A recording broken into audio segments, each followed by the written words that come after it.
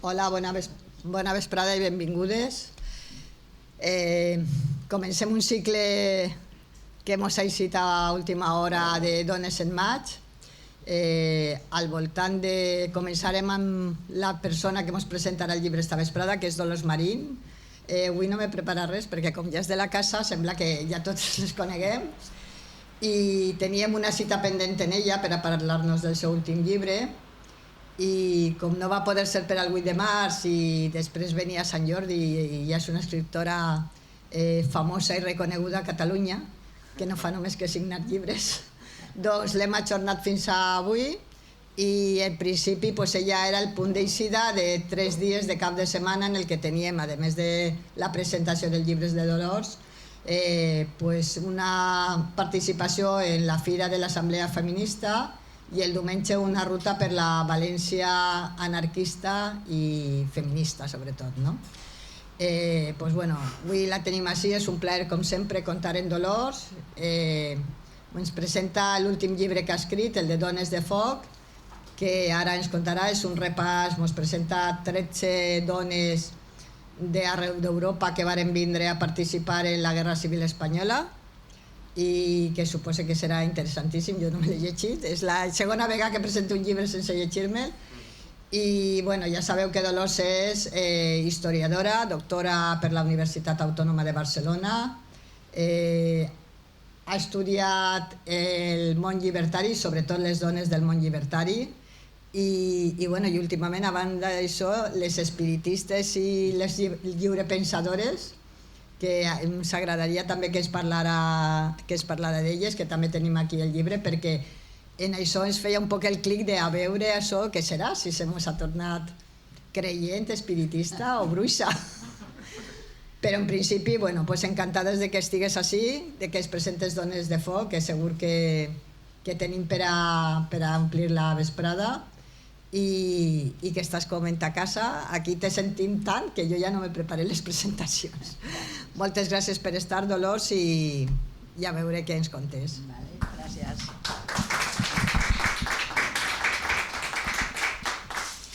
Bé, doncs, bona tarda a tots i a totes. Gràcies per estar aquí en divendres, amb amenaça de pluja, però al final fa un sol espectacular. I, una mica, comencem pel principi, cronològicament. Primer les espiritistes i després aquestes antifeixistes del 36. Per què? Perquè les espiritistes, seré molt breu en aquest cas,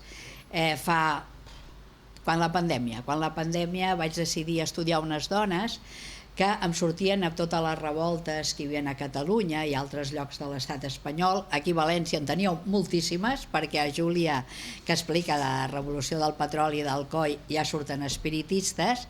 Jo me les trobo a Barcelona, a la Setmana Tràgica.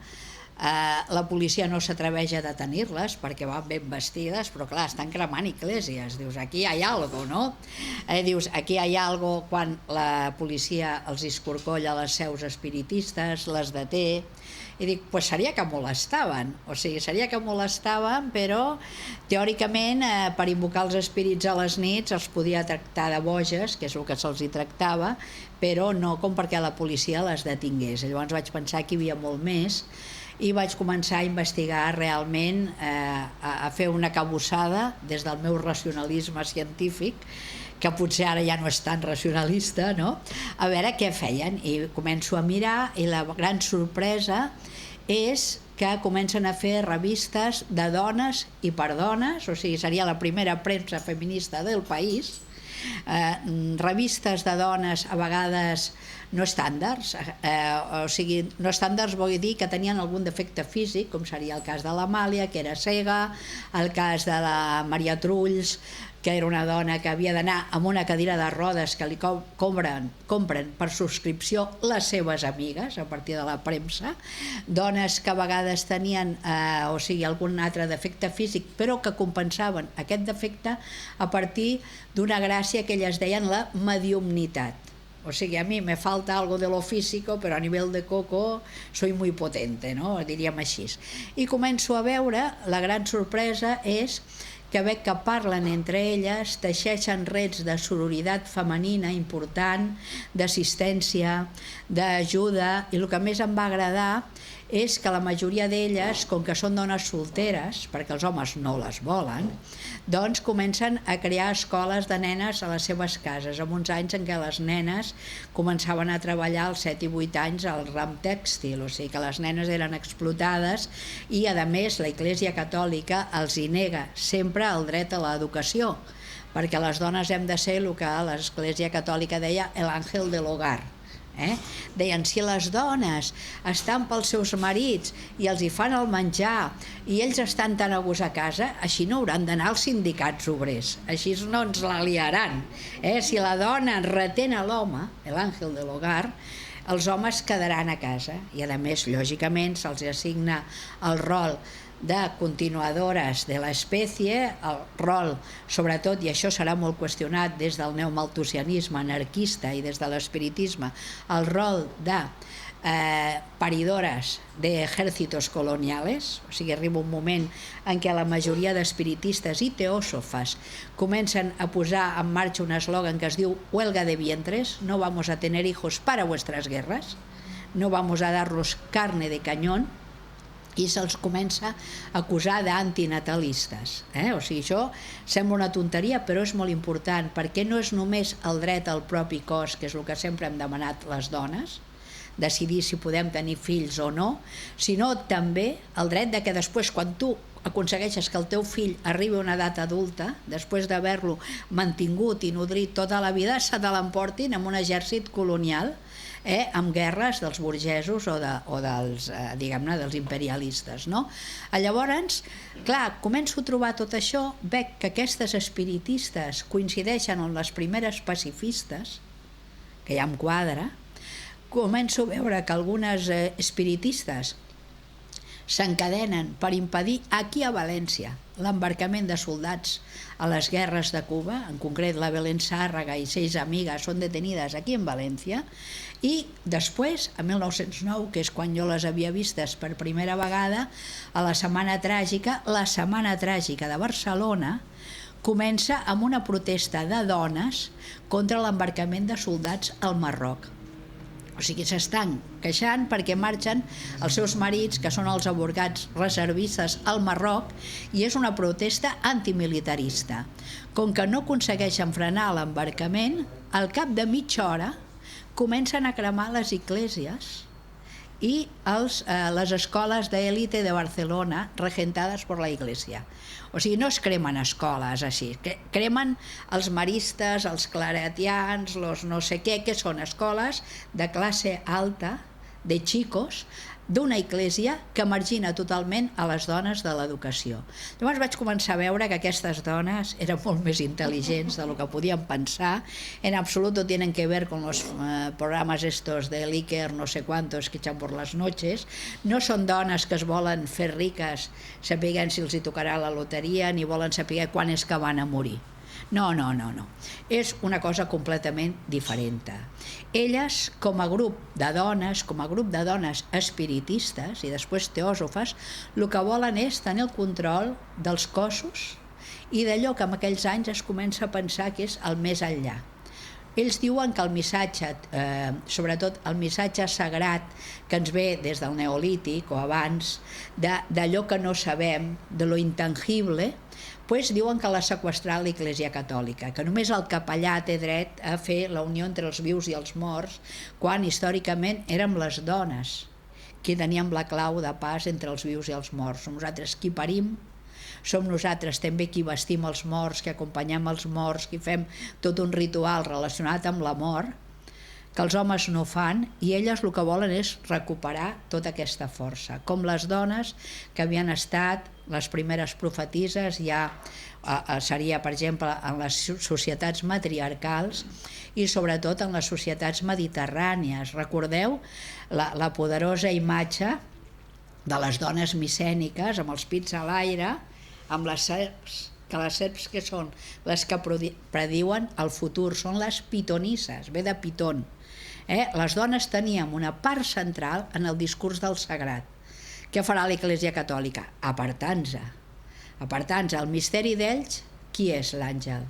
Un nen transvestit, ja no és una dona, ja no és la Sibil·la, que encara està a Mallorca, com a part central del lloc sagrat de l'Església. Els homes no pararan fins que ens facin fora del lloc principal on es desenrotlla el gran teatre de la religió. I elles ho recuperen. És impressionant quan començo a llegir a l'Amàlia Domingo Soler i ella diu: la mujer es la moderna pitonisa de la ciencia. Esto es el ágora. Això és l'àgora on parlem tots, i llavors és quan jo em decideixo investigar. Llavors, gran sorpresa per la senyora Marín, no? Em dono compte de que sempre hi ha hagut una idea de la metempsicosis, que es dirà el retorn de les, diguem-ne, de les diferents existències, que això ens ve sobretot del budisme, del brahmanisme, de totes les cultures orientals, d'algunes, històricament, de la reencarnació de les ànimes, i precisament al segle XVIII-XIX, en què hi ha la conquesta anglesa de la Índia, on hi ha la conquesta anglesa de tota la zona de, diguem-ne, d'Egipte, etc., es torna a mirar sobre les altres religions i es torna a posar entre cometes de moda aquesta idea de l'eterno retorno, que és el que pensen senzillament els espiritistes del segle XIX. En què enllacen? Amb tradicions on la dona sempre havia tingut molt de poder, on les dones eren importants. Per exemple, el catarisme que havia estat posat fora de circulació per l'Església Catòlica, los càtaros, es diuen els perfectes. Els càtars són una societat on les dones són igual que els homes, on les dones fan poemes, canten, són dones cultes, però clar, la religió catòlica acabarà fent creuades contra els càtars, els cremen tots, els albigesos.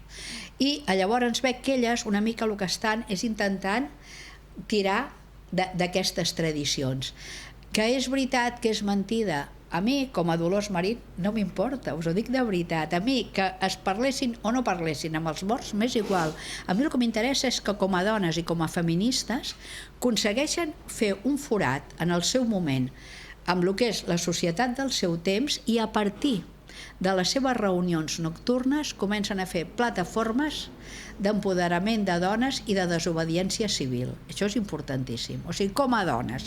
Això, dirien els antropòlegs, ¿les funciona? Sí, pues de conya. O sigui, les funciona com a grup, com a teràpia de grup, perquè és important. Són dones on la mortalitat infantil és brutal, on els seus homes i els seus fills són portats a guerres colonials, on elles estan despersonalitzades perquè des dels 8 anys treballen i no tenen accés al coneixement, i a partir de reunions nocturnes a tots i cada un dels barris, sobretot de l'estat espanyol, que és el que jo estudio, fan reunions de dones, a les grans ensenyen a les que no saben, parlen i tenen una lleugera esperança perquè creuen en la reencarnació. Un dels poemes que elles diuen més és un poema dedicat a un fill mort que es diu Hasta luego, perquè pensen que aquest nen es podrà reencarnar amb un veí, amb una altra persona que la saludarà, que sabrà qui és. Elles pensen que poden tornar d'alguna manera.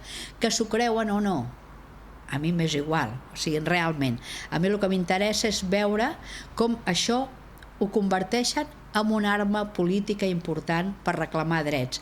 Perquè a partir d'aquí, què fa l'Església Catòlica? Ràpido, excomulgar-les. O estàs ben fantasmes? Ui, no. El monopoli de parlar amb els fantasmes és el sacerdot. El sacerdot sí que parla entre vius i morts, se comunica con Dios, tal, però com una dona del poble pot parlar amb morts? Com una mèdium pot dir-te si el teu marit, que està a la guerra de Filipines, és viu o mort? Clar, la mèdium a la nit fan les reunions, una cadena d'unió, homes, dones. L'Església diu que això es pornografía porque se tocan las manos. Y esto ya nada, que es esta promiscuidad. La Iglesia fa resar el rosari cada dia a les fàbriques tèxtils. El rosario, mientras estás trabajando, perquè no parlis amb els homes. No sé, aquella promiscuïtat, o sigui, que t'exploten sí, però que hi ha promiscuïtat no fotem, O sigui, així mateix. Bueno, doncs quan elles poden crear una xarxa d'unió per on elles pensen que circula l'electricitat o el magnetisme, la mèdium, que acostuma a ser una dona, i per això m'interessa tant, pot dir si el teu marit, que està a Filipines, si és viu o mort. Ai, sí, em contesta, no et preocupis, està en un altre plano, però tornarà. O no em contesta, doncs això és que està viu. I clar, era una solució. Quan no existeix correu, quan costa molt de connectar amb l'altra banda del món. Llavors, clar, hi ha una certa solidaritat, sobretot de barri, entre dones. I això em va interessar molt. Com dic, la Iglesia les excomulga. Bueno, de conya. De conya perquè, clar, si estàs excomulgat no pots estar enterrat al cementiri, que és monopoli de l'Església. Si no pots estar enterrat al cementiri, no cal que bategis el teu fill perquè també has de pagar perquè és un monopoli de l'Església. No cal que et casis, perquè com li aniràs a fer el joc a algú que després no et vol en un cementiri. I comencen elles a crear societats d'enterros civils, manifestacions per inscriure civilment el teu fill o la teva filla, i a més perquè li has de posar Joan, podent-li dir progreso, armonia, libertat, emancipació. Comencen campanyes de desobediència civil. Lògicament, el senyor, el funcionari, et dirà que no pot escriure emancipació a la teva filla, que n'hi ha moltes. Què faran? Pues mis chicas, que dic mis chicas, van com 50 a inscribir aquel bebé. I van amb les societats obreres, amb els cors d'en Clavé, amb els pendons de les societats obreres, o amb una banda de música, tocant la Marsellesa, que és l'únic himne republicà que coneixen, a inscriure el Progreso. Clar, és una manifestació laica, brutal, una contraprofessor. Fins aquell moment era l'Església que tenia el monopoli dels carrers, de les professons, los santos, etc. Ara no, ara són dones amb bebès que van inscriure o que es van inscriure un matrimoni al registre civil, i això apareix a la premsa. O sigui que sembla que no facin res i estan liant-la pardíssima. Clar, la policia en aquell moment no s'atreveix encara a detenir-les. Més endavant sí, o sigui, cada vegada això anirà prenent més força. A partir d'aquí, què crearan? Crearan escoles, per exemple, ja podeu imaginar, si l'escola es diu Víctor Hugo, era espiritista. Si es deia Camilo Flammarion, també, perquè són espiritistes. Tant Víctor Hugo, l'escriptor, com Camilo Flammarion, l'astrònom, són espiritistes. Són amics del vulgaritzador de l'espiritisme, que és Allan Kardec. Allan Kardec què fa? No és un supermago, res. Era un tio, professor de l'escola Pestalozzi, o sigui, era racionalista, i explica com fer societats espiritistes. Fa un manual, fa el llibre de los espíritus, explica com et pots reunir amb els teus companys i companyes per fer tot això, i una mica és el que posa en circulació aquestes idees que feia ja com 100 anys que estaven flotant per tota Europa i Amèrica. O sigui, no té res a veure amb fantasmes, no. Per mi és algo molt més civil i molt més vital que tot això, que a més algunes es poden posar en comunicació amb l'altre món, lògicament que sí. Elles hi pensen, hi creuen, i tot el meu respecte, perquè si avui en dia els antropòlegs poden entrevistar, persones de l'ètnia ioruba, o poden entrevistar persones que tenen determinats cultes al Perú sobre algun sant o alguna santa, per què no hem de respectar les nostres besàvies que creien en això? Per què, des del segle XXI, que som tan racionalistes, no hem de respectar aquestes creences? Jo, de veritat, quan vaig aterrissar sobre elles, estava molt com, yo no creo en nada, ¿no? I després dius, ¿y por qué no? Y si se'ls hi pareixia, pues millor, yo qué sé, pues sí, porque eso quiere decir que hay alguna esperanza també, o sigui que dius, no haig de ser tan autoritària des del meu pensament, sinó que elles obren un ventall increïble i ostres, i a més jo, quan començo a investigar això, no coneixia cap espiritista, ara sí, ara després em van donar a conèixer mèdiums, persones vinculades a l'espiritisme cardesià, i són una gent magnífica, pacifista, vull dir, superbona gent, amb unes idees que no són les meves, però màxim respecte. És per això que vaig fer el llibre de les espiritistes, no és que m'hagués trastocat i després de fer tants llibres sobre anarquisme, doncs la Marín s'hagués tornat algo raro, no. O sigui, sinó que volia com a investigadora veure aquestes arrels del feminisme, perquè tenen a veure, sobretot, amb els primers pensadors que ens donen una, diguem-ne, autoritat a les dones a partir dels anys de la Il·lustració. Sempre hi ha hagut al llarg de la humanitat homes i dones que han lluitat pels drets de les dones. Pensar que no era així és mentida i és vulgaritzar la història, però a partir de la Il·lustració apareixen sobretot Saint-Simon, que era un senyor francès que pensava molt en què la industrialització ens faria més lliures a tots, que va, la pifió totalment, pobra, però els seus deixebles posen en marxa les primeres formes de vida comunitària, sobretot en Fontaine i d'altres, comencen a pensar que potser la societat ha de ser més paritària. Són els anys en què coneixen moltes companyes seves que estan treballant però que també estan implicades a fer totes aquestes campanyes de desobediència civil, de nous pensaments, etc. I sobretot Fourier, que és el que inventa la paraula feminisme i pensa alguna molt revolucionari a la seva època. Per una part, que homes i dones podem conviure junts en grans palaus que ell diu falansteris, que són grans palaus arrebatados a la burguesia o no, on podem compartir espais comuns com les cures, les cuines, cuidado porque ahora hablábamos de curas contigo, cures, cocina, trabajos pesados, tot això se n'ha de fer càrrec a la col·lectivitat, i els homes i les dones han de tenir els seus treballs, el concep al falansteri, com a la banda al davant uns jardins lluminosos amb molta llum, etc, i a la banda darrere horts comunitaris. Poca broma, perquè està prefigurant ja el que serà el comunisme libertari del 36 de l'Isaac Puente. Està dient que les tasques més pesades s'han de fer entre tots. Diu que és divertit perquè diu que els intel·lectuals el que han de fer és netejar les escombraries, que així es canvien una mica el xip. Era un tio bastante divertido, que les feines de neteja, sobretot relacionades amb el fang i tal, que ho poden fer els nens, que els agrada molt.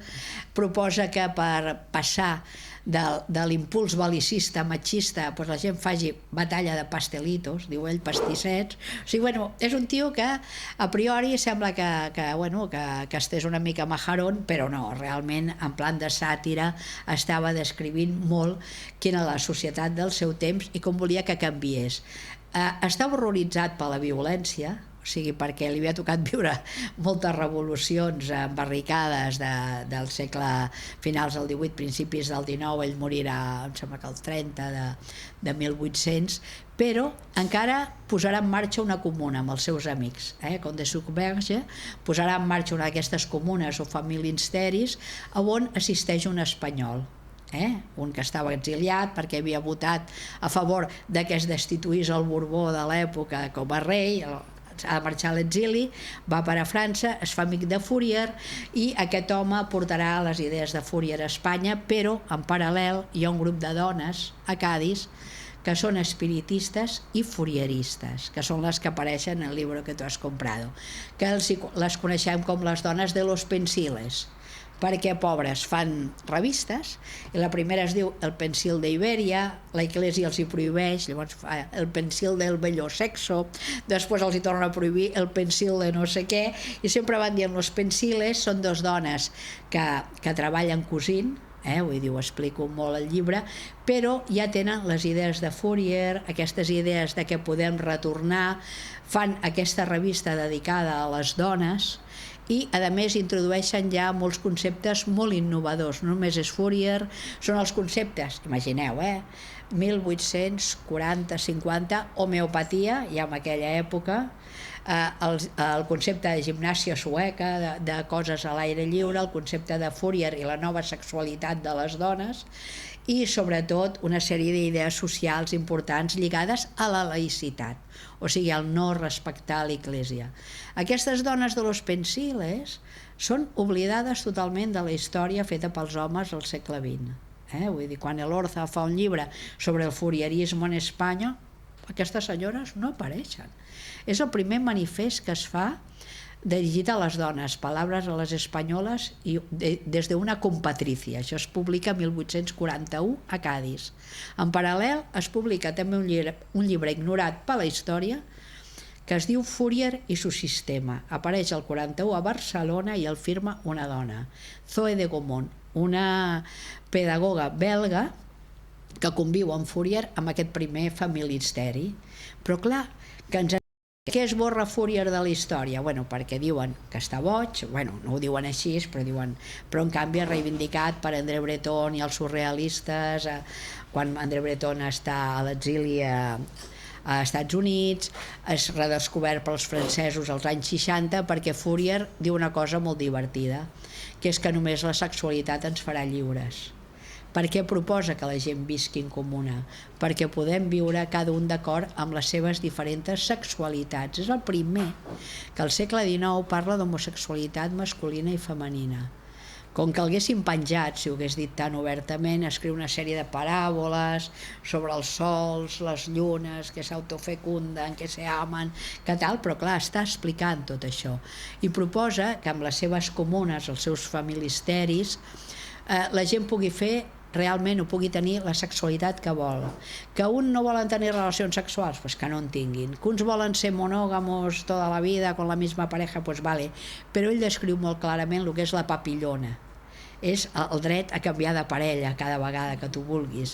I, a més, pensa que a part de treballar tots aquests habitants del familisteri i tenir fills en comú, que clar, és el producte que hi hagi molta gent allà, doncs que hem de fer festes, la gent ha de fer festes a la nit perquè la vida és per gaudir-la, per disfrutar-la. Llavors es proposa que la gent tingui accés al coneixement, que puguin fer festes, etc etc. És a dir, planteja una nova manera de viure. És important perquè el fourierisme arrelarà a Espanya, a la zona d'Andalusia, en grups importants, inclús es plantegen fer un falansteri, o sigui, hi ha els planos i tot a Tampol, Andalusia, i arrelarà també a Catalunya. Això és important perquè a partir d'aquí tindrem uns nuclis que jo en dic societaris importants. És persones que pensen que es pot viure d'una altra manera al marge d'una societat capitalista que està funcionant com a capitalisme salvatge, que està explotant homes, dones i nens, però que a més Fourier planteja ja una alternativa que després la trobarem sempre a dintre del moviment anarquista. Sembla una tonteria, però tot això va impregnant el moviment anarquista perquè trobarem Fourier, però també els seus seguidors i les seves seguidores. Tant és així que als anys 30, aquí a València, a la revista Estudios, a la revista Orto, encara trobo seguidors de Fourier que utilitzen paraules com harmonia. Trobarem el Ramon Lagier a Elche, que és un gran fourierista, el Navarro Murillo, que traduirà molta obra de Fourier. O sigui que realment hi ha una corrent subterrània que no sé per què a la Universitat Espanyola no l'he interessat en absolut. És una corrent anticapitalista basada en l'ajuda mútua que anys després anunciaria Kropotkin, però que coneix Fourier, basada en la solidaritat i sobretot en la llibertat dels dos sexes, que això és important, no? Per això vaig rescatar aquestes espiritistes, perquè la majoria d'elles són fourieristes, no totes, o sigui, quan jo aquí parlo aquell llibre de les visionàries del primer grup que es crea a l'estat espanyol, que és la Societat l'Autònoma de Dones, que la crearà la Teresa Claramunt, que és anarquista, però amb una dona cega, que és l'Amàlia Domingo Soler, que és espiritista, que ha fundat la Luz del Porvenir, i amb una altra dona republicana atea, que és la Lope de Ayala, estic veient que és un grup feminista de dones per dones i a més que són extremadament tolerants entre elles. Poden pensar diferent, però com que tenen un enemic molt més gran, que és l'Església Catòlica, l'exèrcit, l'Estat i el capitalisme, com a dones necessiten sororitat. A partir d'aquí es crearà aquesta efímera, diguem-ne, grup específic de dones, això sempre els he buscat, són grups específics de dones, o sigui, dones per dones, on elles necessiten, sobretot quan està la Teresa Claramunt en actiu a dintre d'aquest grup, intentarà fer un sindicalisme femení important. És divertidíssim perquè en un altre llibre ho he posat, no aquí, no volen interlocutors homes, no volen delegats sindicals, diuen que s'aprofiten del prestigi que això els hi dona i que a més que parlen per elles quan ells no saben la doble o la triple jornada laboral de les dones. Diu, no volem homes que parlin per nosaltres. Nosaltres sabem el que és quan estàs després de les 14 hores a la fàbrica, perquè fan jornades dobles, arribar a casa i tenir cura dels fills, mentre ell se'n va al sindicat. Això és brutal. Quan elles verbalitzen això? Clar, costa molt de trobar aquests testimonis, però hi són, perquè els primers que no els reprodueixen ja són els sindicalistes de l'època, però són molt progres, però no tanto. Clar, has de buscar, al millor, diaris que no tenen quasi res a veure, però veus com funciona el míting de dones. La primera vegada que s'intenten reunir no poden entrar al local. Hi ha tants homes a fora intentant saber què volen fer les dones que elles no poden entrar al local on han convocat el míting i decideixen fer-ho al cap de 15 dies i només permetre l'entrada a algun periodista acreditat o algun dels sindicats, perquè els homes són tan gelosos d'allò que volen fer i ho veuen com un perill tan gran el que faran les dones que van a boicotejar. És molt bèstia. Clar, vull dir, és molt bèstia. Per què? Perquè l'home obrer es sent qüestionat.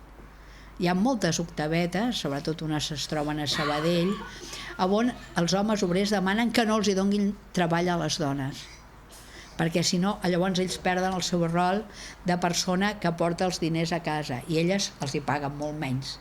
Però en vez de ser solidaris amb les seves mares, germanes, filles, diuen no els hi doneu treball a les dones. Doncs, bueno, i la dona que es queda sola, que n'hi ha molt abandonament marital, sobretot a causa, això ho explicarà molt la Teresa Claramunt, a causa de la mobilitat, si hi ha homes sobretot que estan a les llistes negres de la patronal, hi ha molta mobilitat, canviaran de poble per anar a treballar, però clar, quan canvien de poble, a vegades al poble d'origen es queda la dona i 2 o 3 fills i es queda super sola mantenint els fills, o sigui, cuidadint perquè la cosa és complicada.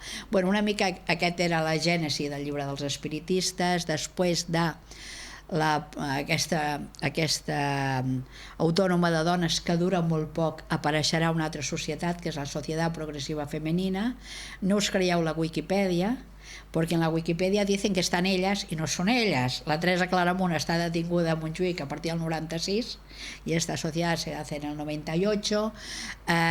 La Amalia Domingo Soler se ha ido corriendo porque han comenzado las bombas a Barcelona y dice, no, yo no soy anarquista, yo solo soy espiritista y tengo muchos años, pobra dona. Vull dir, clar, no és una dona d'acció directa, la que sí que queda és la Lope de Ayala i les seves amigues. La Lope de Ayala muntarà la Progressiva Femenina i és la que apareix amb una foto importantíssima d'una manifestació de més de 5.000 dones al carrer demanant a Canalejas que no deixi entrar a ordres estrangeres a Espanya. O sigui, quan comença el gran procés de laïcitat a França, es prohibeixen ordres religioses i què hacen los religiosos franceses? Intentar venir a Espanya a muntar colegios de niños y niñas.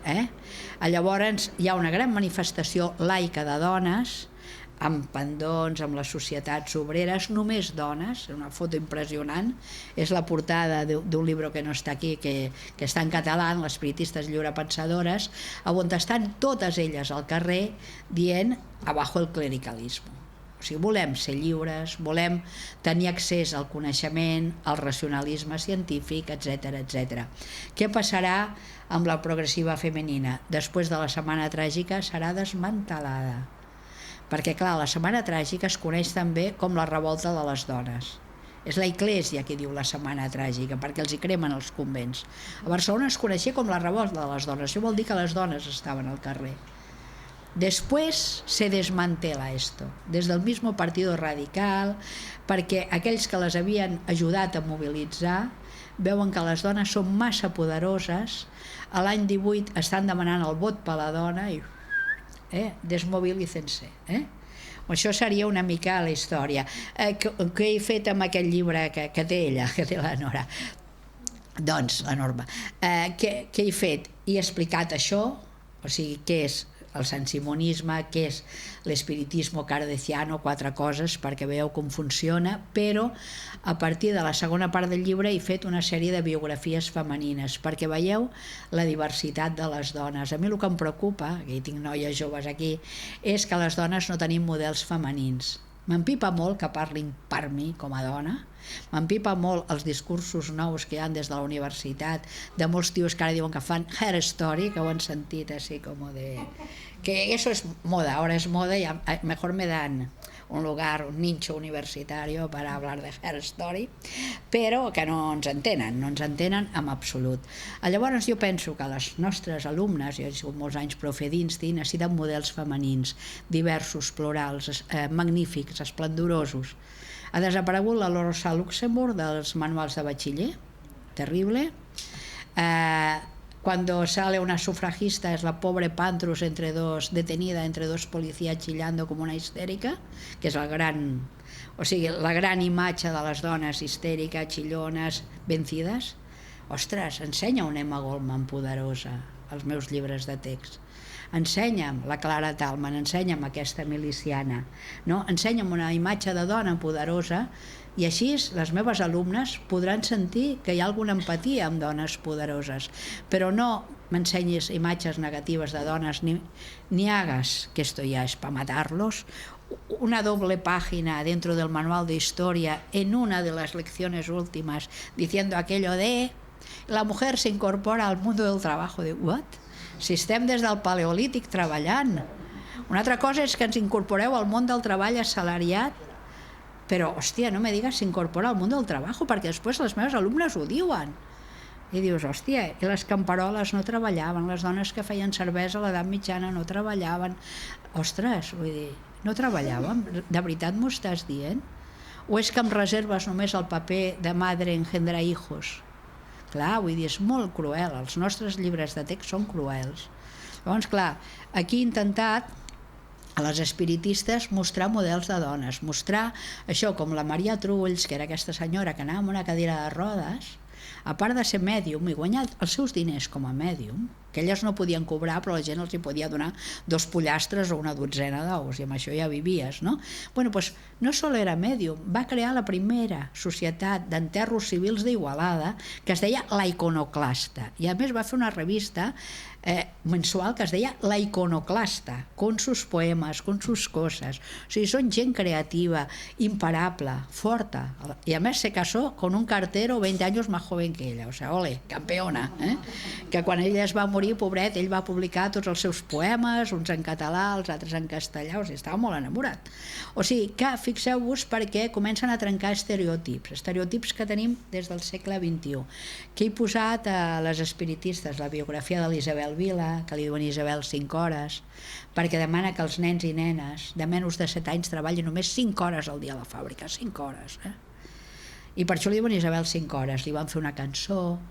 Ella comença al revés, ella és una dona racionalista de la Primera Internacional que troba els que venen aquí a València, també el Fanelli i tots aquests, ella els va trobar allà, es fa de la Primera Internacional i després es fa espiritista al final de su vida, o sigui, no sempre el procés és tu crees i després te vuelves racionalista, sinó que a vegades el procés és invers, o sigui que misterios, i una mica he fet 10 o 12 biografies perquè podeu veure la diversitat i sobretot per si algú s'anima a seguir investigant, perquè els arxius estan plens. Això seria la prèvia de les espiritistes i ara ràpidament us explico Dones de Foc, que és un poco largo, però bueno, clar.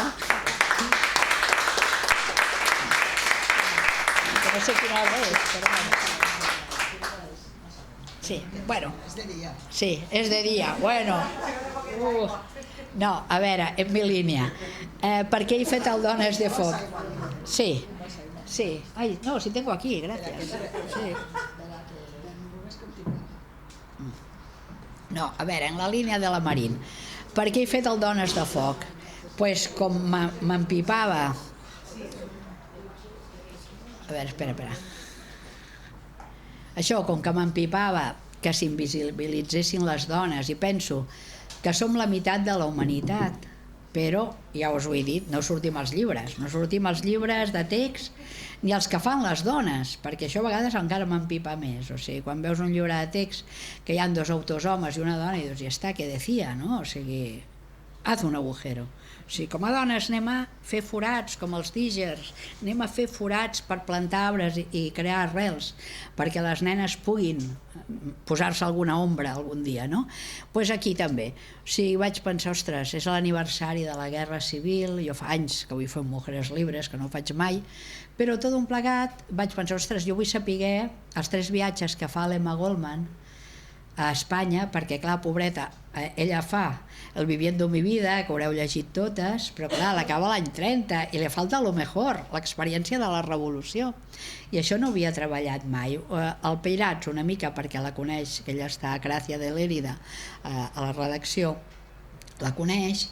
Vaig conèixer molta gent que l'havia coneguda, la Lola Iturbe, que està en una foto amb ella, el Juanel, molts iaios i iaies de la CNT en aquells anys, no? I llavors vaig començar a investigar els 3 viatges de l'Emma Goldman per intentar explicar alguna cosa sobre l'Emma. En paral·lel, la gent del grup surrealista de Madrid em van demanar si podia fer alguna cosa sobre la Mary Lou, que és una dona trotskista, preciosa, poetesa, que en una vida anterior a la guerra era profe de latín y griego, o sigui, imagineu, totes tenen una vida anterior i una vida posterior a la nostra guerra o a la nostra revolució. I jo m'entusiasmo per la Mary Lou porque, claro, Emma Goldman tiene casi 70 años cuando viene a España, una dona poc estàndard també, en canvi Mary Lou 22, 23 anys, un escàndalo perquè ella és milionària, inglesa, pero se ha juntado con un hombre negro, racializado, cubano, poeta, que había estado en la cárcel, que és el Juan Ramón Brea, i quan saben de la guerra d'Espanya o la revolució es presenten tots dos a Barcelona i se van a vivir a la Virreina, que és ara és un lloc del centre de l'imatge a la Rambla de Barcelona, un lloc superemblemàtic, però que en aquell moment ocupen la gent del POUM, o sigui, l'ocupen, a partir del 36. I Mary Lou i el Juan Brea, que són així de xulos, es dediquen a fer una sèrie de discursos sobre surrealisme al Palau de la Virreina, el surrealismo al servicio de la revolución, discursos sobre el amor libre, sobre gastronomia revolucionària, que he encontrat els textos, que m'agradaria editar-ho, i clar, fan coses impensables. Llavors jo vaig començar a pensar, hòstia, a veure si cadascú que venia a la revolució volia fer alguna cosa personal, a part de lluitar contra el feixisme, que això ho sabem, què volien aquestes dones. I llavors, clar, començo a mirar l'Emma Goldman, començo a buscar tots els seus viatges, preciosa, començo a mirar la Mary Lou, però dic, hòstia, podia fer altres, perquè clar, el 19 de juliol a Barcelona hi havia l'Olimpiada Popular. O sigui, Barcelona és igual que València en aquells anys. Hi ha una societat civil important, associativa, formada per gent que fa bicicleta, que van a escalar, que se'n van cada diumenge a caminar fora de la ciutat. Un món excursionista, naturista, esperantista increïble. Això donarà prou força a Barcelona com per plantejar la contraolimpiada popular. En uns anys que el Comitè Olímpic Internacional li dona a Berlín l'Olimpiada, el Berlín de Hitler, la gent d'esquerres es plantegen una olimpiada alternativa en Barcelona, o sigui, però típica i tòpica, no? O sigui, es plantegen fer el que es deia l'espartaquiada o la contraolimpiada i comencen a desplaçar-se a Barcelona gent de tot el món, però de tot el món. Hi haurà gent de Mallorca, que per això salvaran la vida i no els mataran quan hi hagi el cop d'estat a Mallorca, perquè estan a Barcelona, arribaran anglesos, francesos, gent de tot el món. I precisament coincideix amb la batalla de Barcelona, amb la revolta de l'exèrcit a Barcelona, i algunes d'aquestes persones es queden a Barcelona. És el cas de la Clara Tallman. Clara Tallman és una dona suïssa, que esto es un poco raro porque viene a nadar a Barcelona. Digo, los suizos pocas ganas de nadar porque no tienen mar, pero bueno, Clara Tallman es desplaça a Barcelona a l'espartaquiada i li escriu amb el seu home: oye, que me quedo, estoy en los combates de Barcelona y luego me voy al frente. Y el home, what?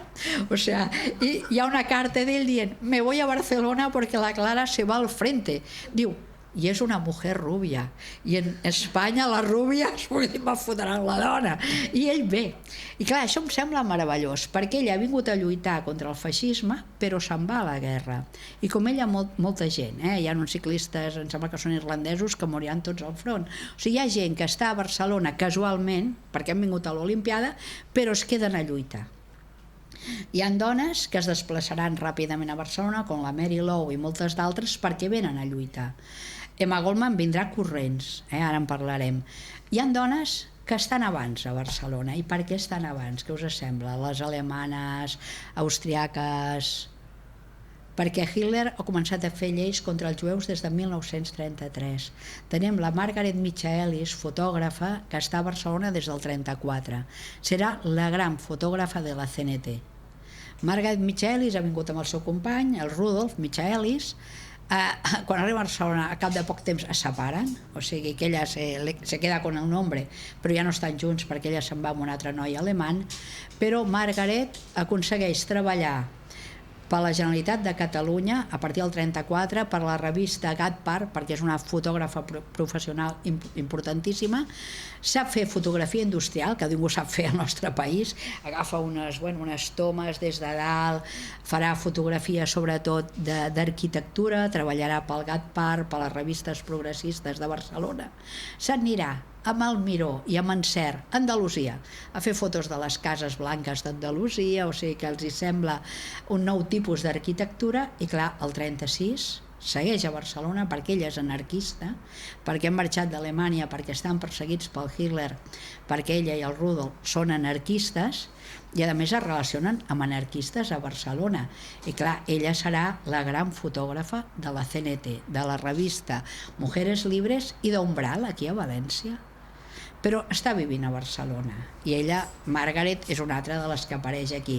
Hi ha una altra dona que és la Eta Feden. Les que haureu vist les Mujeres Libres haureu vist que a vegades hi ha una dona que signa com a Eta o Feden o Feder, i clar, l'he trobada perquè ningú sabia qui era. Començo a mirar, dic, una dona alemana, començo a mirar premsa, trobo que li fan una entrevista abans de la guerra, perquè és una dona que es guanya la vida fent classes d'idiomes, que en sap molt. És una dona que ha fugit d'Alemanya, això ho aprenc després, perquè Hitler ha tancat una escola racionalista que ella tenia preciosa, ha vingut sola a Barcelona amb 2 fills, de 2 pares diferents. S'ha establert sola a Barcelona a partir del 33. I és amiga del Fèlix Martí Báñez, formarà part de les xarxes teosòfiques de Barcelona, això també ho he après després, però clar, hi ha algú que em dona un dato. Diuen, aquesta dona té alguna cosa relacionat amb Blanes. Jo me voy a Blanes, que és un poble de la costa, vaig a l'arxiu, dic, teniu alguna de la guerra? Hi ha una revista, no sé. Miro la revista editada por Eta Feden y donde escriben sus 2 hijos. Clar, m'explota el cap. La Eta va dirigir tota la guerra l'Escola d'Arts i Oficis de Blanes, on també fan classes sobre surrealisme, que és el que és moda de l'època. Hi ha fotos, hi ha molt de material, i clar, jo m'entusiasmo perquè dic, ostres, això que deia, cada un ve a buscar a la revolució allò que li aporta a nivell personal. Per unes dones és poder fer ensenyament, per altres poder fer conferències, per unes altres això, la col·lectivització econòmica, en el cas sobretot de la Emma Goldman, i començo a estirar més d'hora. Dic, hòstia, podia fer un llibre. O sigui, és quan començo a pensar que podia fer un llibre, perquè dic, hòstia, estas se lo merecen. A més, també el faig perquè m'enfado. ¿Por qué se enfada la Marín? Perquè aquestes pobretes me les foten com si fossin brigades internacionals. What? Brigades internacionals es crea a l'octubre de 1936, quan el senyor Stalin veu que hi ha una revolució en marxa a l'estat espanyol, que hi ha col·lectivitzacions, que els anarquistes han guanyat el carrer, que tenen poder, que han organitzat escolaritzacions per nens i nenes, o sigui, hi ha un poder anarquista al carrer. Sobretot a la zona de València, des d'Alicant fins al nord, tot Catalunya, algunes zones de Madrid. Què fa Stalin? Vaig a mobilitzar una força que vagi a Espanya a controlar això. Vamos a intentar implementar un socialismo de Estado, no sé, aquests con l'autogestió facin el que els doni la gana. Però clar, quan jo veig que en una plataforma sobre brigades internacionals de la Universitat de Barcelona consten totes elles com a brigadistes, quan dius, perdona, si estava aquí des del 33, o sigui, ni en sueños imaginava que seria brigades internacionals. O aquestes, o sigui, abans de l'octubre estan totes aquestes dones aquí. Està Simone Weil, que consta com a brigades internacionales, quan ve i diu soy anarquista i es fot a la columna d'Urruti, Simone Weil. Hi haurà totes aquestes dones, hi haurà sobretot dones del POUM perseguides pels comunistes de brigades internacionals, com a sobre dius que formen part de brigades internacionals. A mi em sembla que és un falsejament total de la història i és no fer cap favor a aquestes dones. Llavors ja és quan decideixo editar el llibre, clar. Vull dir que haig de dir que aquestes dones no són brigades, són molt més lliures. He trobat dones comunistes que són expulsades del Partit Comunista precisament per la seva sexualitat lliure. És el cas d'una parella de dones que venen a Barcelona, la Margaret Atlan i la seva companya. Aquestes dones venen d'Anglaterra i és Soberano de l'Amor. Jo els hi dic Telma i Luis, perquè les fan fora del seu partit, volen contribuir a la Revolució Espanyola, al final els hi fan un paper de la Creu Roja i agafen un descapotable que té una d'elles i travessen França, i per això dic Telma i Luis, perquè elles diuen una revolució nos estava esperando, i viuen al juliol del 36 un estiu d'amor a les barricades de Barcelona, entre el front i la rereguarda, amb una Barcelona esplendorosa en aquells anys, perquè realment la gent es pensava que havia guanyat la revolució. I una mica aquestes són les dones que ens surten elles, que són 13, hi ha 12 capítols, però apareixen aquestes dues dones que són parella, apareix la Nancy Cunha al principi de tot. Una mica he volgut presentar diferents models de dones, perquè totes i cada una d'elles venen a buscar coses diferents a la revolució. Hi ha dos argentines, he puesto dos argentines completament diferents. Una és la Mica Chelvedere, que formarà liderant li diuen la capitana, portarà una centúria perquè el seu home el maten, només arribar pràcticament, són trotskistes, estan a prop del trotskisme, a prop del que és el POUM, però no són específicament trotskistes, i la Mica durant molt de temps estarà portant una centúria d'homes, amb totes les contradiccions que això representa. Mica també, en una vida anterior, feia una altra cosa, era dentista. Però clar, quan arriben a la guerra, canvien tot el paradigma. I, a més, l'altra argentina és una dona molt vinculada a València, que és l'Anita Nahuel.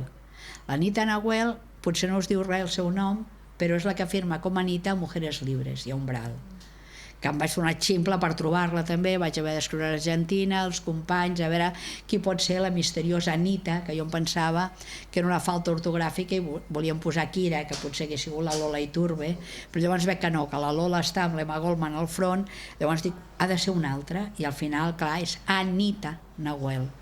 Llavors vaig fer la biografia de l'Anita i la teniu aquí també. O sigui, una mica he intentat buscar aquestes dones desconegudes. Anita Nahuel era abogada, ho deixa tot per venir a escriure aquí, porta material, des de segueixen reunir a la universitat. Un altre dato és que té una entrevista amb el Simón Radovitzky, clar, són argentins, o sigui que realment he intentat armar un ventall de dones que sigui prou atraient com perquè veieu que quan hi ha en marxa una revolució no tothom ha d'anar al front a fer com la Mica, a fer la lluita antifeixista. Hi ha gent que es queda a rereguarda i fa coses importants, com una dona que ningú la coneix, que aquesta és l'única que no he trobat una foto, que és la Lida Gerkheim, que és la dona del Karl Einstein. Karl Einstein és voluntari a la columna d'Urruti, és un home que és el primer que valoritza l'art africà. Ell és cubista, no és surrealista, és un tio importantíssim que amb 50 anys s'apunta a la columna d'Urruti, és maquíssim, ell, pobret. I, clar, una de les sorpreses és que anys abans, fent una altra cosa, trobo que ell havia vingut amb la seva companya, que es deia Lida, a Barcelona, però en una d'aquestes cartes trobo que la Lida, que està treballant en un hospital de sang anònimament a Gràcia, I vaig dir, ostres, sí, aquesta dona era multimilionària, havia estat en una sèrie d'orfenats, orfenats no, internats d'aquests superclassistes, el seu germà és un arquitecte que fa jardins cubistes amb l'Adolf Loos, o sigui, la gran societat parisenca de l'època, i la tia ho abandona tot, abandona tots aquests diners, poder estar a París, a més no és jueva, no l'haguessin represaliat, ho deixa tot per ser anònima en un hospital a vora el carrer Verdi de Gràcia, al carrer Salmerón. I clar, el més terrible és que quan marxen a l'exili, perquè estan fins a l'entrada les tropes de Franco resistint a Barcelona, ella i ell, o sigui els dos, quan marxen a l'exili, ella es suïcidarà igual que el Walter Benjamin. El volen matar, o sigui, el volen matar sobretot els nazis, però també els comunistes, perquè han estat els combats dels fets de maig de Barcelona, i clar, ella es quedarà viuda. És terrible tot això. I bueno, una mica això, he fet aquest ventall de dones perquè realment això, jo em plantejo, quan hi ha la revolució, què fa la gent a la revolució, no? I sobretot perquè la gent vegi que hi ha maneres de lluitar, no? Jo ara, si voleu, obrim debat, hi ha dones molt diferents, busqueu les fotos, són impressionants, d'elles per internet, no les he posat perquè són caríssimes, són de l'agència Magnum. La primera que surt, la Nancy Cunard, és una dona preciosa que el Man Ray fa fotos, que ella està així i porta tot de braçalets africans. Aquesta és la Nancy Cunard. Ha passat a la història com estereotipo de musa salvaje, tal, que va. Era una dona que va crear, amb els seus diners, una editorial on va publicar llibres de tots els seus amics, superimportants, des de Huxley a qui més era, el Joyce, gent que després ni la reconeix. Però ella es deixa els diners per publicar a tota aquesta gent, estimarà un músic de jazz i és la primera dona que fa un relat sobre el que és la negritud i el racisme als anys 20, és un llibre que es diu Negro, perquè ella es dona compte quan estima amb aquest noi negre a l'abisme que hi ha, i també és igual que la parella que formaran la Mary Lou i el Juan Ramón Brea, són parelles de dona blanca i un senyor negre, que això és un escàndol a la seva època i a les seves famílies, que quasi les deshereden. La Nancy Cunard es deixarà la pell per demanar la intervenció de les potències europees a la guerra d'Espanya. Ningú li fa cas. Acabarà fatal, perquè aquesta és una altra. Després de la guerra les seves vides es trenquen.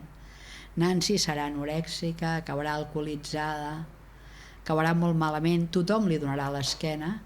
I clar, la meva pregunta com a dona és, quan un senyor escriu i és alcohòlic no passa nada, però quan és una dona és lo peor. És lo peor. De Nancy Cunard no en parla ningú, és injust.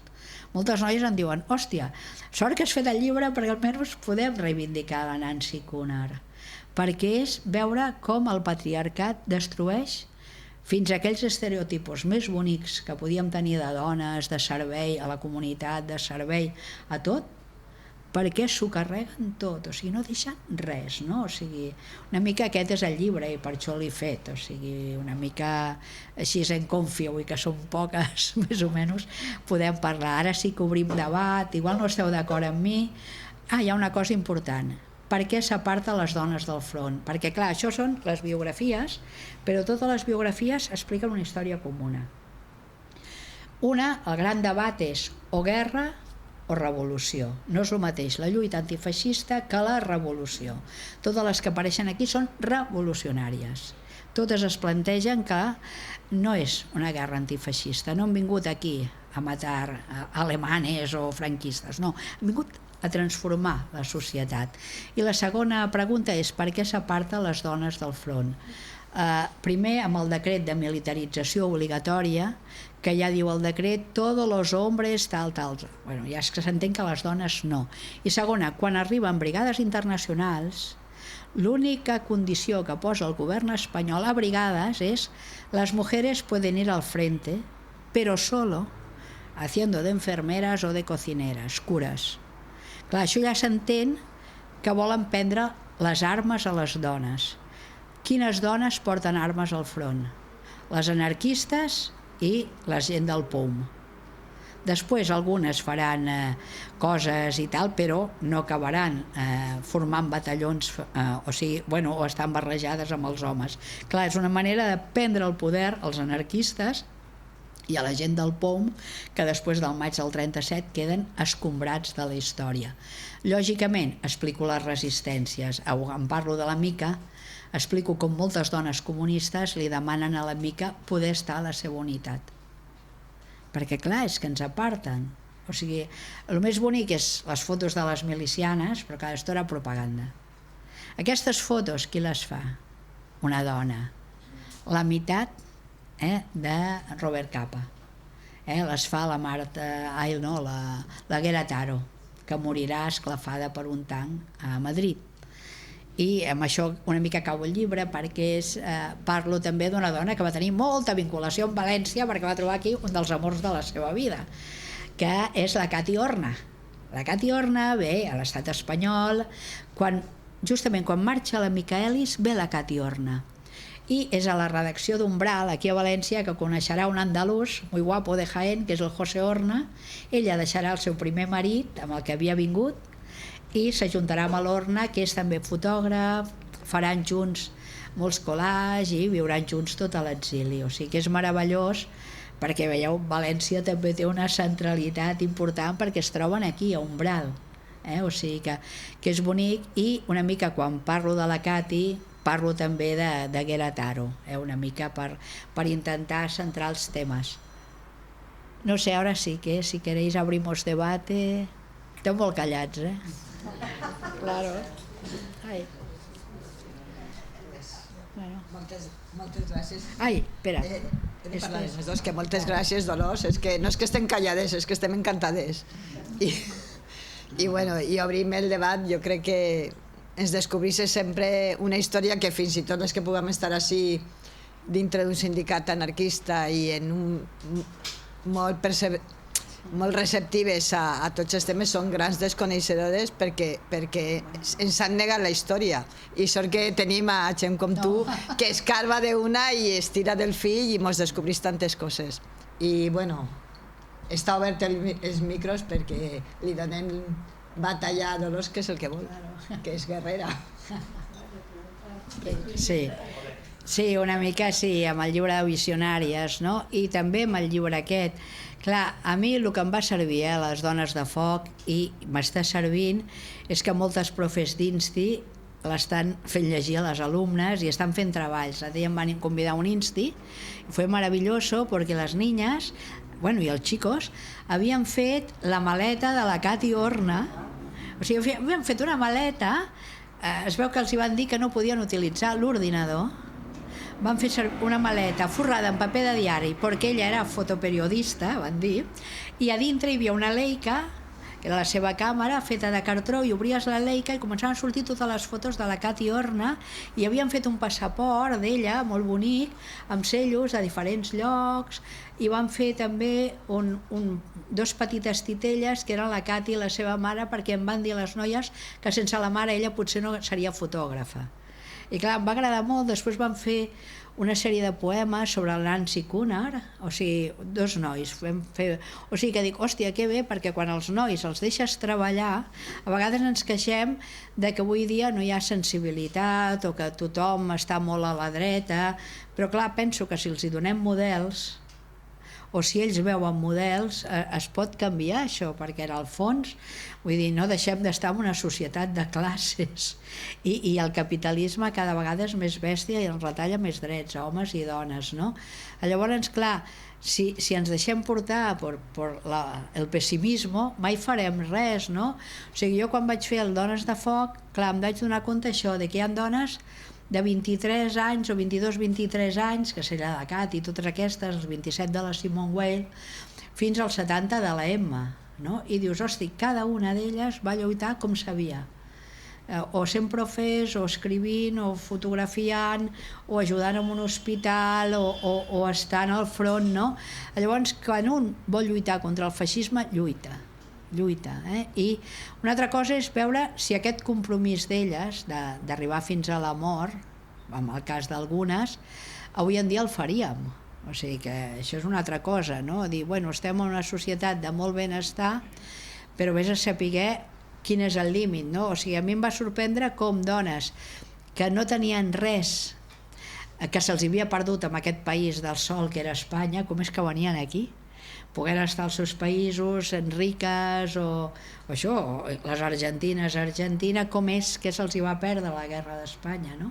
Llavors veus que, bueno, qui ho explica molt bé és Cal Einstein, pobret. Cal Einstein, li fan una entrevista a aquest senyor que estava a la columna d'Urruti i diu: jo us dic ben segur que si perdem la guerra d'Espanya mai més farem art com el que estem fent ara. És brutal.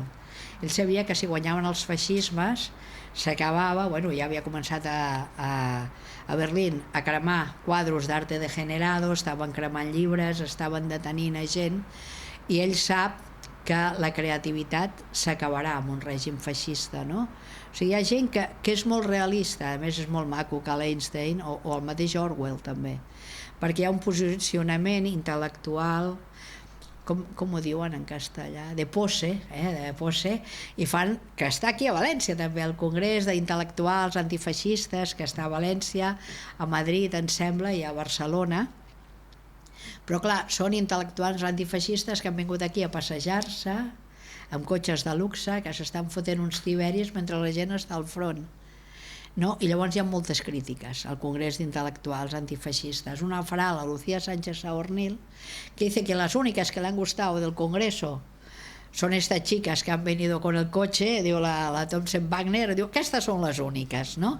Granell farà una crítica molt bèstia, que després va ser escriptor surrealista també del PUM, farà una crítica al Congrés, i otro és George Orwell. George Orwell, que diu: yo aquí he venido a luchar y tengo una bala en el cuello. Això és el que han de fer els intel·lectuals, que és el mateix que fa Cal Einstein. Cal Einstein ve i diu: el rol dels intel·lectuals és lluitar al front, perquè això és el feixisme, no? És molt bèstia, perquè hi ha alguns que són molt reals i altres un poco, bueno, entre ells Neruda, de postureo, no? Neruda esclata la guerra i se'n va a París. I dius, hòstia, vull dir, és molt fàcil romantitzar una guerra amb la que no estàs, i altres com Miquel Hernández, García Lorca, etc., que moriran amb aquesta guerra o els mataran, no? Llavors és molt bèstia tot això, no? Llavors, clar, què passaria avui? No ho sabem, depèn, penso jo, del grau de tolerància que es pugui tenir amb el feixisme. Avui no ho sé, és possible? No ho sé. No ho sé, pot ser, no ho sé. Això és una cosa que ens interpel·la a tots, Sí, és difícil, però sí. Me n'alegre, jo no soc capaç de preguntar, jo me n'alegre de l'optimisme de la Dolors, perquè caiguem massa en el món en el que estem. És molt difícil ser optimista, però jo crec que se van fer moltes coses i n'hi ha que reivindicar-lo. Perquè l'altra part sí que té tota la seva història, i nosaltres jo crec que necessitem, i jo estic molt d'acord amb la Dolors, que no sé si el futur ja no saps si creure en la raó, en l'ensenyament i tal, però que és molt important que les joves tinguen referents. Jo crec que no els hem tingut. Jo encara me sento interpel·lada a arribar a temps de tindre-los en aquesta edat, però estic molt encantada per la Mafalda i per la Carme, que estan així, per una filla que tinc de 20 anys, per les nostres filles i també per els fills que també plen això, no? Jo me n'alegre molt que n'hi hagi persones optimistes com la Dolors, perquè això contagia i és molt important que reivindiquem a totes, que són molt desconegudes, i és important, i tant de bo les mestres les porten a l'escola. Jo crec que, suposo que per a tu també seria molt el veure els treballs, que això ha omplit tota la feina que has fet, no? Sí, jo crec que són diversos instis que m'han cridat, o sigui, jo no ho esperava, però hi ha noies que són profes o noies i no tan noies, no? I em diuen, pots venir al meu insti? Pots venir? I jo dic, pues sí, perquè com m'he jubilat, pues ara tinc temps, no? I tal. Però que m'agrada veure què pensen ells, perquè jo penso que és ells i elles que han de veure això. I també una cosa, o sigui, l'altre dia en una presentació en una biblioteca, un amic meu em va dir: ostres, és que, clar, estàs parlant del passat. Clar, jo sóc historiadora, jo parlo del passat, però penso que la trampa no només del nostre país, sinó tots aquests països meridionals on hi ha el capitalisme tan implementat, és que ens han fet perdre la memòria històrica. O sigui, parlar avui de l'Olimpiada Popular i d'una Olimpiada alternativa és que no ens hi cap ni al cap. Només ens plantegem fer concerts alternatius a unes festes populars, és lo máximo que llegamos. Però plantejar-te una contraolimpiada i mobilitzar gent que pugui venir de Nova Zelanda a participar en la contraolimpiada, això és brutal.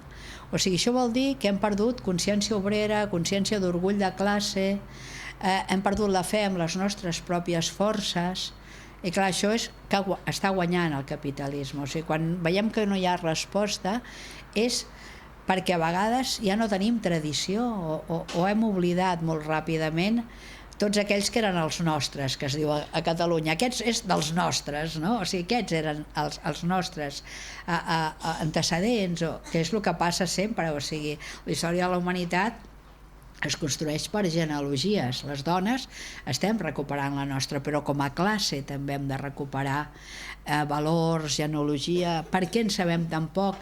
Per exemple, que estem en un context ara aquí anarquista, no? Però s'han perdut tots els valors republicans. La gent es pensa que la república és una bandera.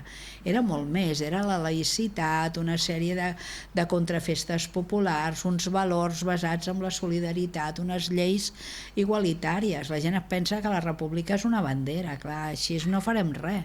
I a més són banderes que fan a la Xina, o sigui, com totes les altres, no? Llavors és un objecte de consum, no, poca broma. O sigui, clar, vull dir, hem de recuperar una mica imaginaris col·lectius i per això penso que és important la pedagogia. Igual no esteu d'acord amb mi, o sigui que igual la lleva Lola Ferrer. Hay una mujer en Barcelona, se llama Lola Ferrer, que es la primera que para un escrache delante de su casa. Y aquella semana se organiza el sindicato de inquilinos en Barcelona en enero del 18, que es la primera, luego vendrán más, pero entonces se organiza en CNT ya un sindicato de inquilinos. Claro, ¿pero por qué? Porque las mujeres son las que han de pagar cada mes la casa, o sea que sí, que el marido podía estar trabajando, pero realmente cuando la mujer no tiene comida para sus hijos es cuando sale a la calle. Pasa que en los libros de historia te dicen que son huelgas precapitalistas o huelgas que no están cohesionadas porque no ven claro quién las dirige. Claro que son els rebomboris de pa que se dicen en catalán, ¿no? O revueltas del hambre. Cuando las donas, que es lo mismo que la Comuna de París, cuando las mujeres no tienen que comer, asaltan hornos, carbonerías, etcétera, para repartir entre las otras. Esto pasa en Barcelona en el 18, pasa en Palma de Mallorca también, creo que pasa en Málaga, porque en el Estado español, en el 18, es el final de la Primera Guerra Mundial y el Estado español está vendiendo a los dos ejércitos los productos de primera necesidad. Entonces el precio de los productos de primera necesidad sube muchísimo, se llaman las subsistencias, por eso dice el precio de las subsistencias, y empiezan a haber motines de mujeres porque no bajan los precios. Y entonces hay asaltos a hornos para repartir pan y también por el carbón, porque el carbón no sirve solo para calentar, sino para cocinar. Claro, si no tienes carbón no puedes cocinar. Entonces son huelgas de mujeres, pero súper importantes. O sea, en Barcelona, la he estudiado esta, Barcelona pasará del Partido Radical de Lerroux, que está en el gobierno, pero que no hace nada, a la CNT. Será una valenciana, la Libertad Ródenas, que es mucho más joven que las mujeres del Partido Radical, que Amalia Alegre y otras, son más jóvenes y esto lo toman las de CNT, las Ródenas, las hermanas Dulcet, la Lola Ferrer, y entonces sí que la lían pardísima. Bueno, tiene que venir el ejército a parar Barcelona, porque bueno, es que no, han parado la ciudad solo las mujeres y además con acción directa siempre, o sea, como las sufragistas, que eso nos explica, las sufragistas inglesas, o sea, comparten con nosotros la acción directa. Las mujeres en Barcelona, donde la policía no las espera, se reúnen, asaltan mercados, asaltan barcos, en Mallorca asaltan un barco también, porque se está llevando la comida para vender a los ejércitos O sea, tanto a los alemanes como a los otros, ¿no? Claro, las mujeres no tienen que comer. Pasa que estos motines no salen en los libros de historia, es que es brutal. Sí, claro, no. Yo, humildemente, yo pienso que no quieren el voto, lo que quieren es el derecho a hacer leyes, que es muy diferente, porque las leyes nos discriminan como mujeres. O sea, el rollo de las sufragistas no es meter el voto en la urna, sino el derecho a ellas a hacer las propias leyes, a ser abogados, a ser juezas. Es que se explica muy mal. Yo he tenido muchas discusiones con anarquistas, pero digo, bueno, pero ¿para qué quieres el voto? Digo, bueno, porque yo quiero ser igual que tú. Yo puedo decidir votar o no votar, pero quiero tener derecho. O sea, yo no soy pues una ciudadana de segunda. Yo puedo tener derecho a no ir a votar si a mí no me da la gana, pero es esto. Entonces, cuando ellas piden esto del voto, es la participación en la vida colectiva. Pero hay un interés también en atomizar la lucha de las mujeres. No, es que yo no soy burguesa, yo soy de las otras. No. O sea, la lucha de las mujeres es una. Y es en todos los ámbitos. Entonces, además, muchas de estas feministas sufragistas que dicen, muchas eran antinatalistas, como Annie Besant, o sea, que son partidarias del control de natalidad, cuidado, o sea, que hay muchas más cosas dentro de todo este grupo, y además entre ellas también se pelean las sufragistas, o sea, hay unas más radicales y otras menos también, pero claro, no podemos aquello decir, no, estas es que eran burguesas. ¿Cómo iban a ser burguesas si eran mujeres de fábrica? O sea, a veces enseguida tachamos de supremacistas blancas o burguesas. No, cuidado. O sea, no es fácil desprestigiar aquello que no eres tú, ¿no? O sea, yo a veces me enfado por eso, ¿no? Porque no puedes desprestigiar. De la misma manera que nosotros no podemos desprestigiar por racismo, tampoco nos pueden desprestigiar, ¿no? Entonces, claro, decir que estas son burguesas, ¿no? Flora Tristán no era una burguesa y ahora podría pasar por una mujer burguesa, o Luisa Michel era blanca, sí, pero estaba deportada en Nueva Caledonia, fue maestra, pasó por la cárcel. No es fácil decir todo eso, ¿no? Y hay una cosa más bestia, que es que Kropotkin, que era tan majo y tan solidario y que escribe sobre las prisiones, tenía amigas sufragistas y no escribió nada sobre las sufragistas. Cuando eran alimentadas a la fuerza en las cárceles, sí, que murieron por ella, cuando hicieron acción directa y apedrearon el Parlamento, se tiraron a los caballos para morir, y los anarquistas como si vivieran en otro mundo. Dios, bueno, que no teníais mujeres, hijas y tal, o sea. Además, quien ayuda a Kropotkin cuando llega a Inglaterra es una mujer, que es quien dirige Freedom, y es ella quien pone toda su fortuna, y ahora parece que Kropotkin era el que hacía el periódico Freedom. Y Dios, no, era ella. Pero ella, como dice Virginia Woolf, es anónimo, es nombre de mujer. Las mujeres no firmamos casi nunca, ¿no? Entonces, claro, Katy Horna y Margaret Michaelis, muchas fotos no están firmadas. Yo sé que son de ella porque ves que es el mismo enfoque, o aparecen en Umbral. Coge Umbral o Mujeres Libres y mira quién firma las fotos, porque ellos siempre firman, ellas no.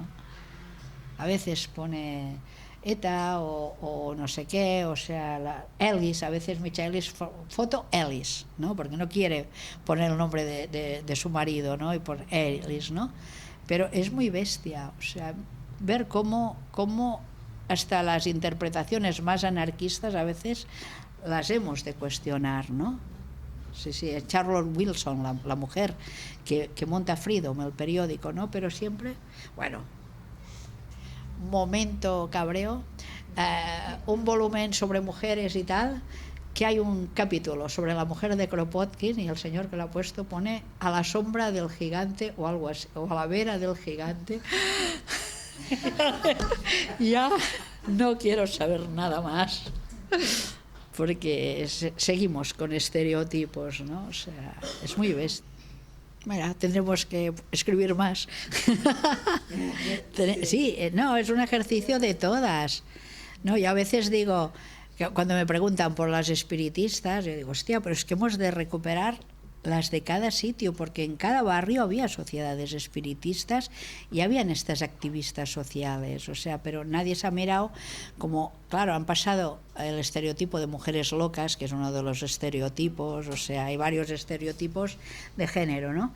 Y este es uno, estaban zumbadas, ¿no? Veían fantasmas, pero claro, eran realmente resistentes sociales y desobedientes sociales de acción directa en el siglo XIX. Es que hemos de ver cada vez qué contexto es. Era muy difícil en aquellos años ir contra corriente, ir contra la Iglesia, no ponerte luto cuando se moría un familiar, porque los espiritistas no se ponían de luto. Decían, no, ya regresará. O sea, la armaron grandiosa en el cementerio de Madrid, porque empezaron a repartir octavillas el día de Todos los Santos diciendo, los muertos no existen. Claro, es que ¿qué hay más revolucionario que negar la muerte? ¿Por qué? Porque según la Iglesia Católica, cuando tú te mueres, vas al cielo o al infierno. Si vuelves, no hay pecado, puedes hacer lo que te dé la gana. O sea, poca broma, ¿eh? Porque si tú puedes volver, no hay castigo. Es una segunda o una tercera o cuarta, ¿no? Pero entonces, claro, si no hay pecado, se desmonta toda la argamasa de la Iglesia Católica, todas las prohibiciones. No, yo pienso, ahora no lo había pensado, pero tienes razón. No, yo pienso que igual ahora estamos más solos. O sea, que la individualidad, como decías tú hace un momento, nos ha cortado mucho. Entonces es más difícil tejer redes de solidaridad, aunque creamos que no. Era mucho más fácil en los vecindarios del siglo XIX o en los años 30, cuando aparecen estas mujeres, ¿eh? O cuando yo era chica. O cuando éramos chicos todos, ¿no? Vamos al año 75. O al 75, tienes razón. O sea, porque en las barriadas todos nos conocíamos. Y entonces era fácil mover, o era fácil que salieran los vecinos, se plantaran por cualquier cosa. A ver, yo una pregunta. Ánimo. Se va de más rápido. ¿Tú sigues en contacto con la universidad? Todos estos proyectos, ¿qué ambiente hay, por ejemplo, a nivel universitario? Porque la universidad la ocupan más de la mitad de mujeres o más. Las estudiantes hay más mujeres que hombres. Y en el ámbito de la historia, por ejemplo, ¿qué hacen las...? No, danos algo de esperanza. Bueno. ¿Te encuentras sola cuando No, Bueno. por suerte no. Por suerte no, está cambiando todo, pero es la sociedad que cambia. Por suerte hay mujeres jóvenes que están investigando mucho, no solo en historia, en antropología, sociología, etcétera. Espero que cambie, pero las estructuras son muy antiguas y muy impermeables. O sea, el otro día encontré una queja en una página anarquista más divertida. O sea, una queja de un chico blanco que decía que él como hombre blanco ahora se sentía muy mal porque claro, ya... Y la queja era más divertida porque decía, decía diplomadas o graduadas en antropología pueden desmontar un departamento de historia en la universidad. Y pensé, ya era hora, porque antes había el típico catedrático que hacía un libro que se lo hacía leer a sus alumnos y llevaba 20 ediciones y que no valía nada, y ahora igual viene gente de joven que lo está levantando, pues me parece perfecto. Pero intentaba decir chicas graduadas, no doctoras ni licenciadas, pero lo estaba diciendo en una página anarquista y que se había sentido muy mal. Esto es más divertido, porque había ido a Nueva York a una pseudo librería anarquista y solo había libros sobre gordofobia, trans, LGTBI, dice, y me falta alguna letra. Y que él como anarquista se sentía mal porque no había libros de Kropotkin y de Bakunin. Yo pensé, pues es normal, porque si yo soy una editorial y publico un libro de Bakunin, ¿quién me lo va a comprar? Y en cambio publico un libro de actualidad y seguro que alguien lo lee y le va a interesar. O sea, si tú quieres las obras de Kropotkin, están en internet. No te están esperando a ti a que vayas a Nueva York a que te compres una edición en inglés que eres catalán. O sea, no te quejes. Pero era el lloro del machito blanco diciendo, ¿y ahora qué hago, no? Estoy perdido en un mundo que está cambiando, ¿no? es muy bestia, porque por suerte el mundo está cambiando y gente joven está haciendo otros estudios y se están mirando, o sea, a otra gente con otras maneras de ver la historia, y entonces yo pienso que eso es bueno. ¿Que hay inmovilismo? Sí, porque hay resistencias de los que han tenido el control. Miremos el mundo judicial y todo, los que han tenido el control no querrán, pero a la fuerza, si la gente se está formando de otra manera, pues acabarán levantando lo que tengan por encima. Yo soy optimista. ¿Qué costará? Sí, pero bueno, yo pienso que es en cierta manera el progreso, o sea, diferentes miradas, somos una sociedad que hemos acogido a muchas otras sociedades aquí y ahora por fin pues tienen voz, o sea, tienen voz y pueden levantarlo desde abajo, y entonces eso para mí está bien. Que hay reaccionarios, sí, en todas partes, o sea, pero ¿Tú vienes del mundo de la academia? no, yo no entré en la academia porque era anarquista, está clarísimo. O sea, sí. Yo hice una tesis sobre anarquismo y mi director de tesis me dijo: ¿y ahora quién quieres que te publique esto? ¿La Abadía de Montserrat? O sea, que es una de las editoriales prestigiosas en Cataluña. No, yo fui primero a Sociología, que era la única legalizada en Barcelona, que era el ICESP, y luego fui a la universidad normal, porque yo había hecho boicot a las pruebas de selectividad. Entonces hice el examen de mayores de 25 años, lo aprobé y entré en la universidad, pero luego me quedé y quise hacer el doctorado, porque yo, como mujer proletaria, que trabajo desde los 16 años, quería hacer un doctorado y lo hice. Y sí, he dado algunas clases, pero yo sabía que no iba a entrar, o sea, porque yo soy de Hospitalet, o sea, anarquista de Hospitalet, o sea, esto es, o sea, no es pedigrí, digamos así.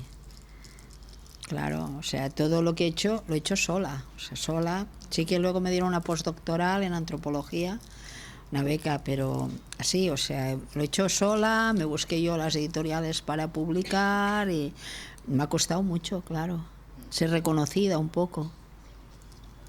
Sí, sí. Yo te escuché en una entrevista que decía: la Dolores escribe lo que quiere, claro, sí. Claro, escribo lo que quiero porque no les tengo que dar cuenta a ellos. Pasa que hay gente que dicen que esto es un mérito.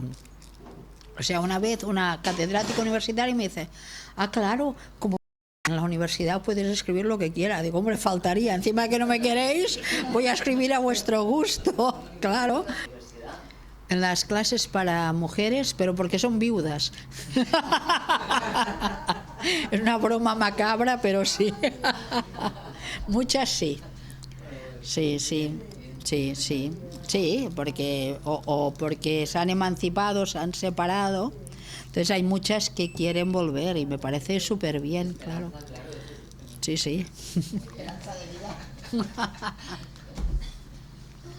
Bueno, la dejamos aquí. Sí, pues gracias por venir, muchas gracias.